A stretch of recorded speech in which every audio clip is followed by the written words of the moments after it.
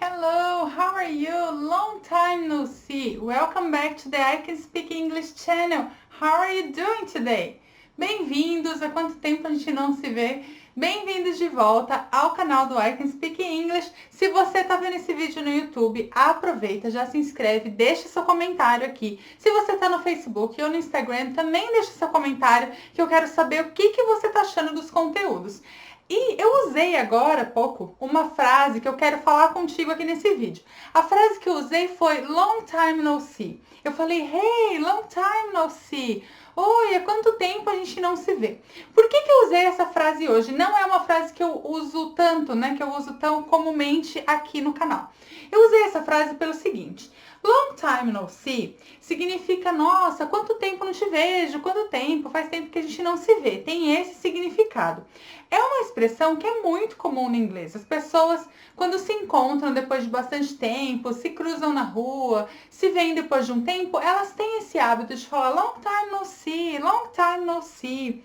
E por que eu quis trazer exatamente essa frase? Porque essa frase, long time no see, novamente, long time no see, ela não faz sentido nenhum gramaticalmente, nenhum. Se você tentar encaixá-la em alguma regra gramatical, usando o does, you do, you did, you will, aqueles verbos auxiliares, os modal verbs, ela não faz sentido.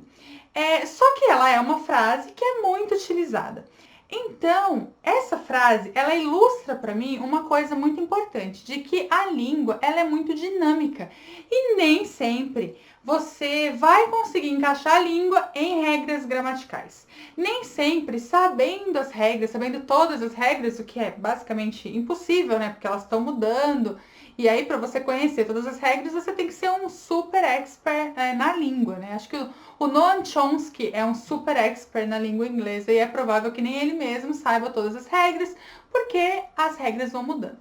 Mas enfim, essa frase para mim ela é um exemplo de como a gente não pode ou não deveria se apegar tanto a regras, se apegar tanto a traduções literais para aprender o inglês. Eu percebo que muita gente acaba ficando travada por conta de ficar apegado às regras gramaticais ou a uma tradução literal. Eu acredito realmente que este seja um dos motivos que pode travar você no seu aprendizado do inglês ou no seu caminho para a fluência. Eu sinto isso com as pessoas que chegam para mim para aprender inglês, eu sinto isso com as pessoas com quem eu tô conversando sobre inglês, eu já vi isso ao longo de muito tempo. A pessoa ela fica ali querendo traduzir palavra por palavra e ela só vai acreditar que ela entendeu e que aquilo está certo, que ela compreendeu se ela souber todas as palavrinhas de uma frase ou de um contexto ou de um texto. Ou então ela quer entender exatamente por que aquele verbo está naquele lugar e não naquele outro lugar. Ah, mas naquela frase o verbo estava diferente. Por que agora ele está desse jeito? Por que aqui eu usei o do e não usei o does, mas na outra frase eu usei o does antes do verbo e aqui eu estou usando depois? Existe explicação para muitas das regras gramaticais, né? Grande parte da gramática, ela tem uma explicação. Mas uma outra grande parte, ela não tem uma explicação. E é normal, gente, não tem explicação mesmo. E por que não tem? Porque a língua, ela é dinâmica. A língua, ela não obedece às regras. Na verdade, a língua existe, aí vem um especialista e para tentar entender isso aqui, para tentar explicar, ele começa a colocar regra. Fala, isso aqui... entendi, é assim que faz. Só que ele tá pegando uma parte, ele não tá pegando todo. Até porque, como eu falei, a língua ela é dinâmica, ela tá mudando sempre. Isso serve para o inglês, mas serve para o português também. Pensa em alguma expressão em português que se você falar para uma pessoa que está aprendendo português, ela vai viajar. Aliás, se a gente falar que a pessoa vai viajar, ela pode entender o travel, né? E não entender isso que eu acabei de dizer, já é um exemplo. Mas, eu me lembrei agora de uma expressão. Vamos supor que eu esteja conversando com um americano e ele está aprendendo inglês. E aí eu falo para ele assim, mas português é mamão com açúcar, você vai tirar de letra, é super tranquilo. E ele vai ficar mamão com açúcar. What the hell? What does it mean? Tipo, o que quer dizer isso? Que raios é isso? Mamão com açúcar? Mamão com açúcar pra gente, né? Não sei se você conhece essa expressão. Significa que é algo muito fácil, algo muito tranquilo. Gente, né? Se você traduzir literalmente, e se você quiser entender essa expressão de uma forma literal, ela não vai fazer sentido, porque é uma expressão. É uma expressão idiomática que a gente fala.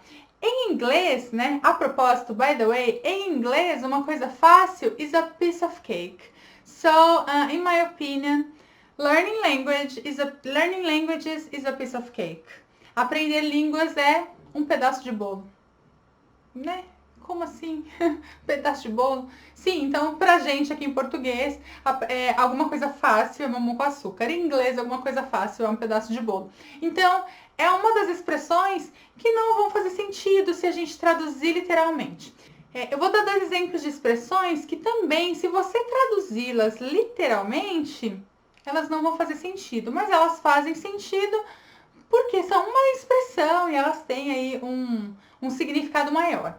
Tem uma expressão que é raining cats and dogs. It's raining cats and dogs. Cats and dogs, provavelmente você já tem ouvido, gatos e cachorros. And raining, chovendo.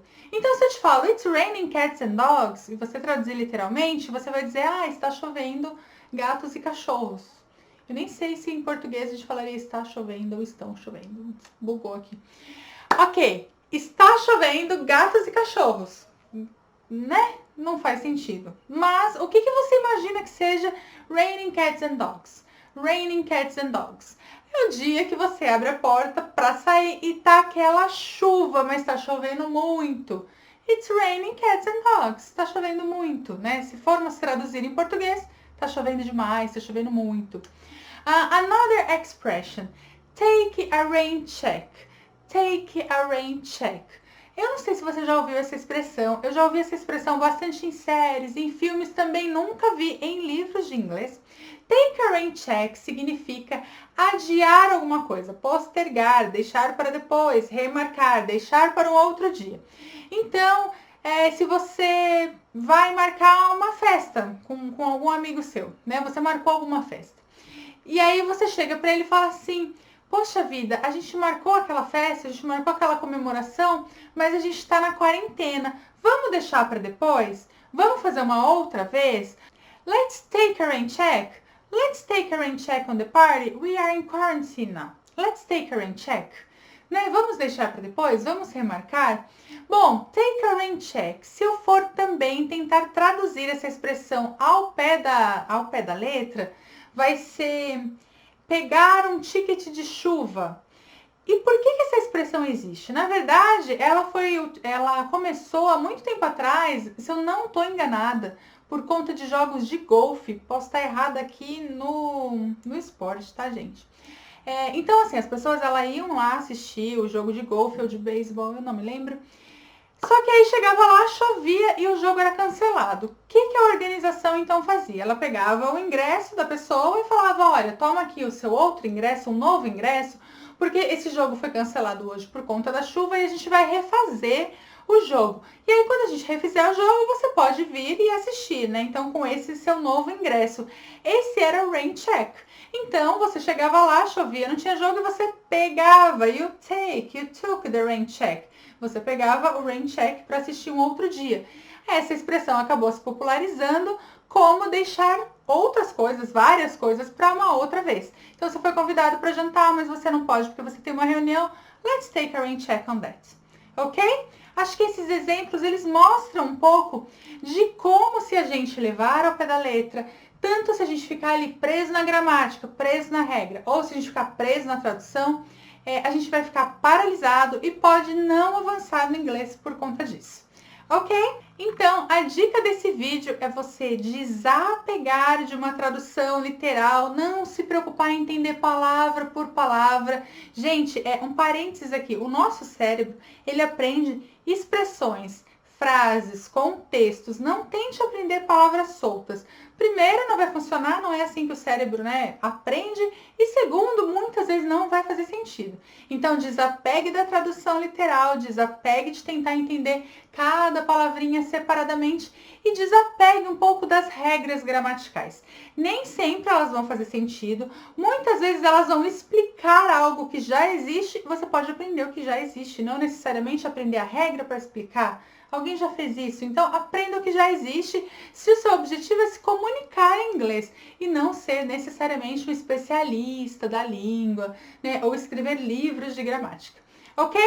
So, tell me please what you think about this video, what you think about these tips. Let your comments down here, please, and I'll see you next video. Deixem seus comentários e me digam o que vocês acharam dessas dicas e eu vejo vocês no próximo vídeo. See you!